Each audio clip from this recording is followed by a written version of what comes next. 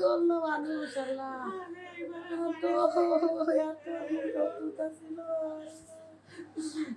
খুলনায় যুবদলের সাবেক নেতা মোল্লা মাহবুবুর রহমানকে গুলি করে হত্যা করেছে দুর্বৃত্তরা।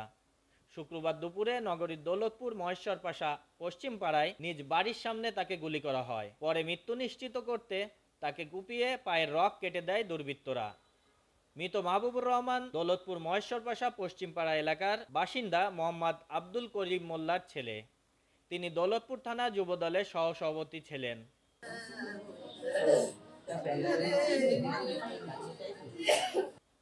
পুলিশ ও প্রত্যক্ষদর্শীরা জানান, শুক্রবার দুপুরে বাড়ির সামনে নিজের প্রাইভেট কার পরিষ্কার করছিলেন মাহবুব।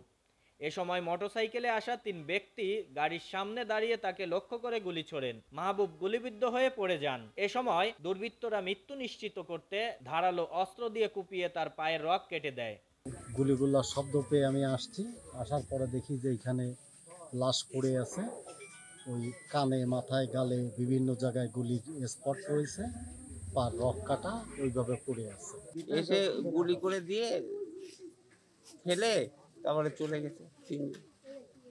এদিকে যুবদল নেতা মাহবুবকে হত্যা সংবাদ পেয়ে হাসপাতালে ছুটে যান খুলনা মহানগর বিএনপি সভাপতি অ্যাডভোকেট এস.এম. শফিকুল আলম মনা, যুবদলের সভাপতি আব্দুল আজিজ সুমন, সাধারণ সম্পাদক রবিউল ইসলাম রুবেল সহ বিভিন্ন পর্যায়ের নেতাকর্মী। তো ইতিমধ্যে খুলনা শহরের 16টা হত্যা হয়েছে এবং আমরা দেখেছি বিএনপি থেকে একটি সাংবাদিক সম্মেলন করা হচ্ছে। তারপরেও এই হত্যাকারীদের কিন্তু কোনো একটা হত্যাকাণ্ডেরও কোনো শুরু হয় নাই, কোনো বিচার শুরু হয়নি। আমরা বারবার বলছি, বিএনপির পক্ষ থেকে বারবার বলা হচ্ছে যে এই খুলনার শহরের আইন শৃঙ্খলার অবনতি হচ্ছে, খুলনার মাদকের সয়লাভ হয়ে গিয়েছে।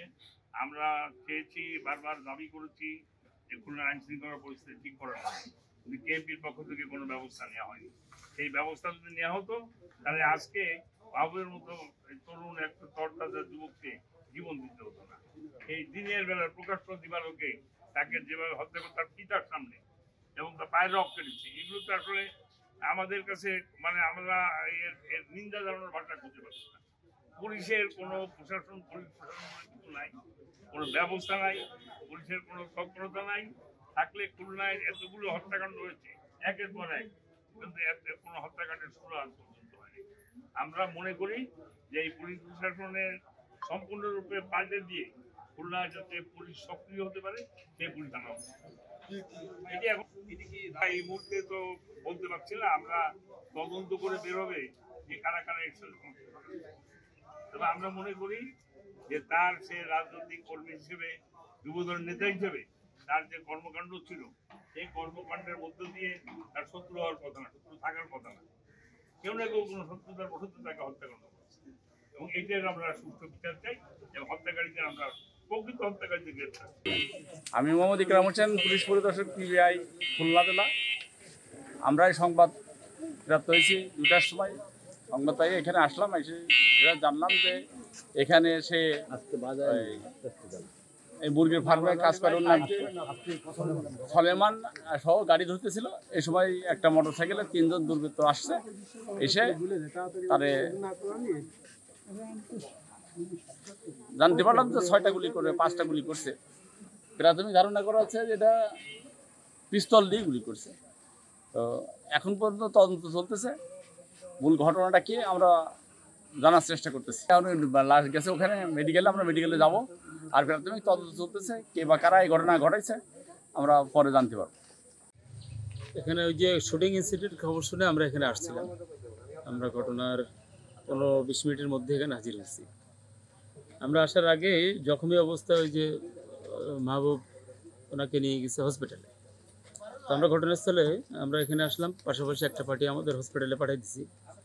ওখানে পরবর্তীতে শুনলাম মারা গেছে। ওখানে সুরতাল রিপোর্ট করে যে পোস্টমর্টমের কার্যক্রম অব্যাহত আছে।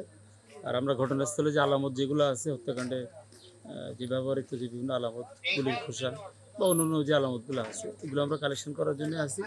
পাশাপাশি আরেকটা টিম এর সাথে জড়িত কারা আছে, সন্দেহজনক কারা থাকতে পারে, এটা নিয়ে আমরা কাজ করছি। একটা টিম অভিযানে অলরেডি আছে।